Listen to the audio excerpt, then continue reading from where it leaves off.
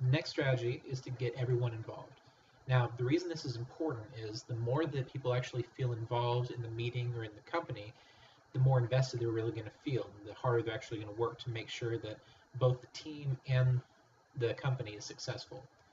All right, so the first part of this is to get input from as many group members as possible.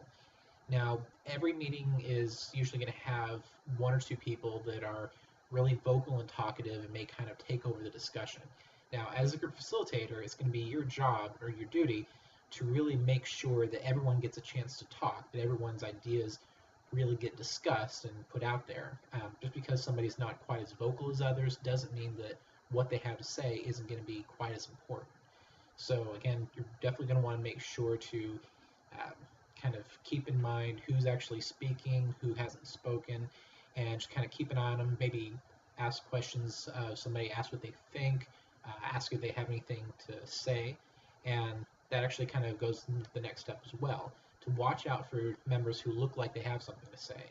Now, this may be somebody who, when something is discussed or said, they may kind of sit up a little bit further in their seat or even kind of lean forward more, open their mouth a little like they actually want to say something, but obviously because some people get more talkative than others, they may not actually feel like they have a chance to really put their 2 cents in. Now, again, as a facilitator, it's your duty, if you need to kind of let the talkative people stop for a moment, just kind of let them know that you had a really good thought, but so and so, what do you think? What are your ideas? Um, Again, it's to make sure that everyone actually feels invested and make sure that everyone actually feels important in the meeting. The next step is when planning or ending the meeting, ask team members to volunteer to present topics. Now, this is going to be different from the discussions. This is going to be a way to make sure that everyone actually is involved in the meetings.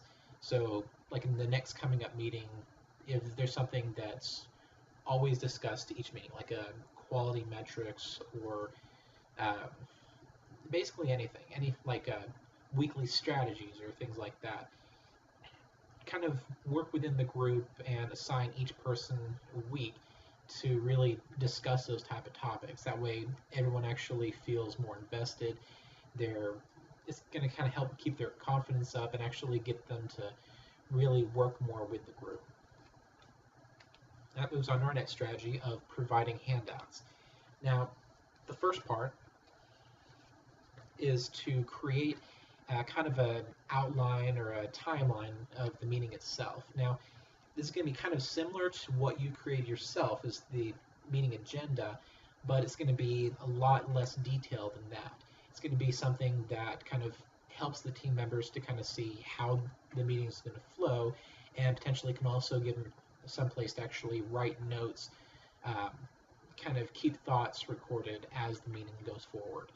Now, along with this section, this can really help them later on when discussions come up to really make sure that they have a chance to put those ideas out that they may forget while the topic's actually being presented.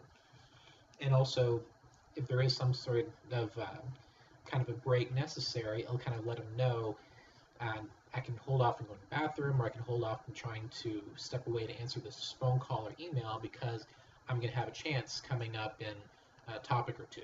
So it just kind of lets everyone know exactly what's going to be happening going forward.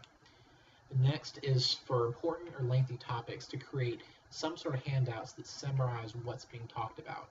Now, again, this is going to be important not just to make sure that during the team meeting that everyone really understands, remembers what's happening or what's being discussed, but it's also going to give them something that they can take away from the meeting once they get back to their desks or on the floor or wherever they're going after the meeting, that they can actually use as reference to make sure that it really kind of sinks in, gives them something to really go by, so that whatever that topic was discussed or whatever information was given, that they can really implement going forward in their work.